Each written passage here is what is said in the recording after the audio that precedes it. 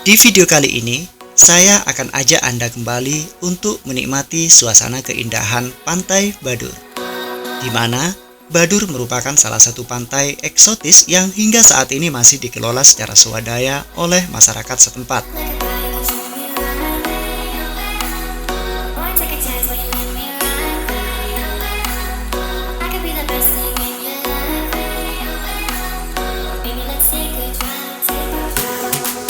Di video sebelumnya, saya sebenarnya sedikit banyak telah membahas tentang 3 keunikan Pantai Badur ini. Bagi Anda yang belum pernah nonton, silahkan tonton videonya di link pojok kanan atas ini ya. Dari rumah saya, untuk menuju Pantai Badur bisa ditempuh sekitar kurang lebih 20 menit jika melewati jalan desa dan kurang lebih 15 menit jika melewati jalan kabupaten. Sementara itu, dari pusat kota Kabupaten Sumeneb, ada 3 jalur rute alternatif yang bisa Anda lalui untuk sampai di Pantai Badur ini. Rute pertama, melewati rute ini, Anda akan menempuh perjalanan kurang lebih 41 km. Anda bisa melewati jalur utara kota, yaitu Kecamatan Manding, Desa Serkeng, Batu Putih Daya, Gedang-Gedang, dan Badur. Rute alternatif kedua sejauh 42 km. Agak sama dengan rute pertama, yakni melewati jalur utara kota ke Kecamatan Manding, kemudian melewati jalur utama Kecamatan Batu Putih, belok kiri ke arah Juran Laok, Juran Daya, dan Badur.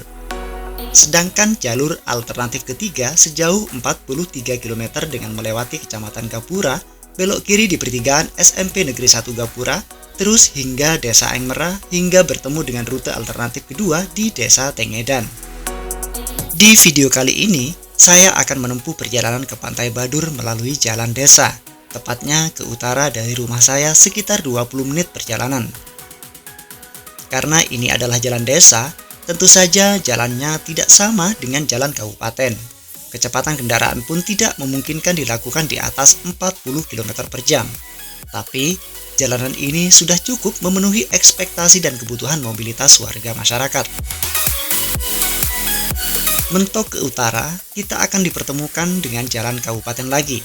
Jalan ini adalah jalur opsi pertama yang saya sebutkan tadi, yakni jalur Manding, Desa Serkeng, Batu Putih Daya, Gedang-Gedang, dan Badur.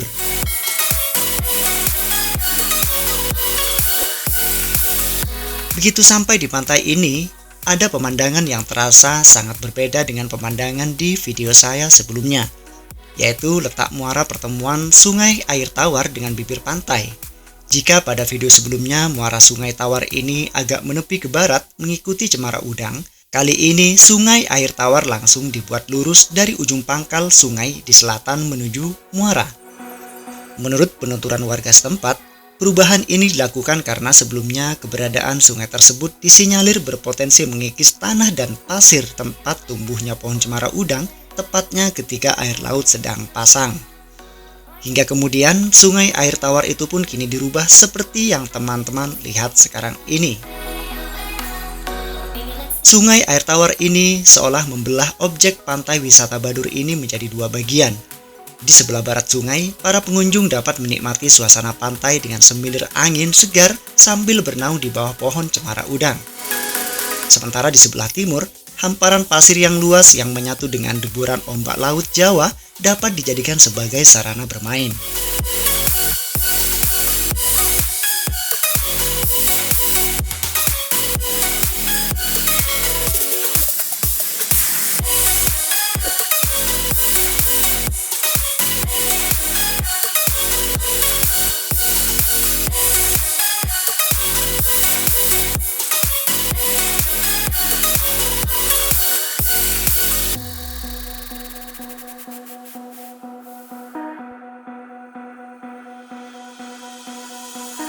Namun di balik eksotisme Pantai Badur ini, ada beberapa hal yang menurut saya perlu diperhatikan secara serius, baik itu oleh warga setempat yang mengelola pantai ini secara swadaya maupun oleh pihak pemerintah setempat.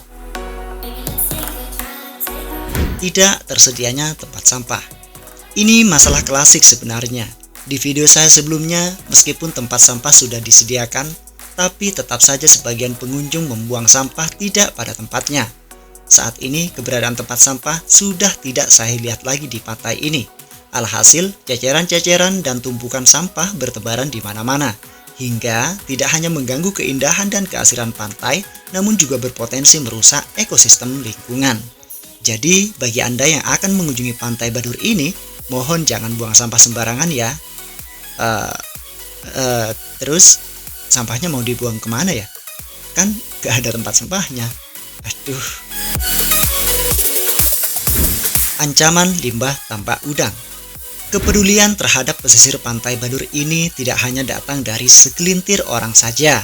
Bahkan pada tanggal 7 Oktober 2019, sejumlah tokoh pemuka agama yang terdiri dari para kiai dan ulama, politisi, warga masyarakat Nahdliyin se-Kecamatan Gapura, Kecamatan Batang-Batang, Kecamatan Dungkek, dan Kecamatan Batu Putih sendiri tumpah ruah di pesisir Pantai Badur ini.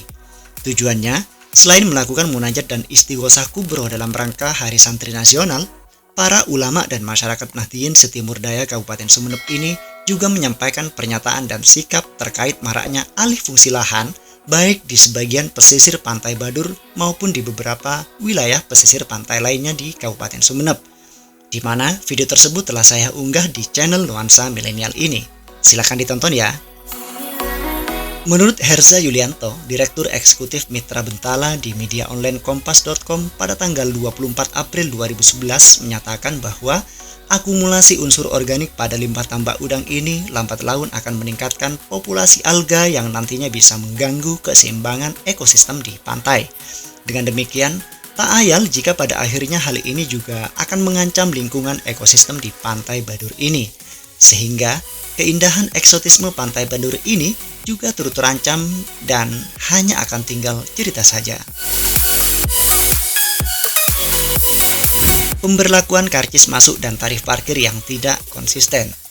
Sebagai objek wisata yang dikelola secara swadaya, memasuki Pantai Badur ini Anda terkadang diminta untuk membayar biaya parkir, baik pada saat akan memasuki atau meninggalkan objek wisata ini. Menurut salah satu petugas penjaga, biaya parkir ini nantinya akan dipergunakan untuk segala keperluan yang berkaitan dengan objek wisata pantai ini. Namun sayangnya, pemberlakuan tarif parkir ini tampaknya tidak konsisten. Kadang diberlakukan dan terkadang tidak. Selain itu, tarifnya juga variatif untuk semua jenis kendaraan baik roda 2 maupun roda 4. Teknis pemberlakuan tarif parkir yang seperti ini tentu saja sedikit banyak akan menjadi stigma yang kurang nyaman bagi para pengunjung.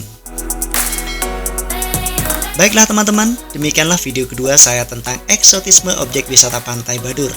Berbicara Pantai Badur memang tidak akan ada habis-habisnya, mulai dari cerita-cerita mistis, sejarah, sentra ekonomi masyarakat nelayan hingga keindahan pantai itu sendiri. Terima kasih telah menonton, silahkan tinggalkan komentar Anda tentang pantai ini. Like dan share jika bermanfaat, dan bagi Anda yang belum subscribe, silahkan subscribe dan nyalakan lonceng notifikasinya. Sekarang saatnya saya pulang.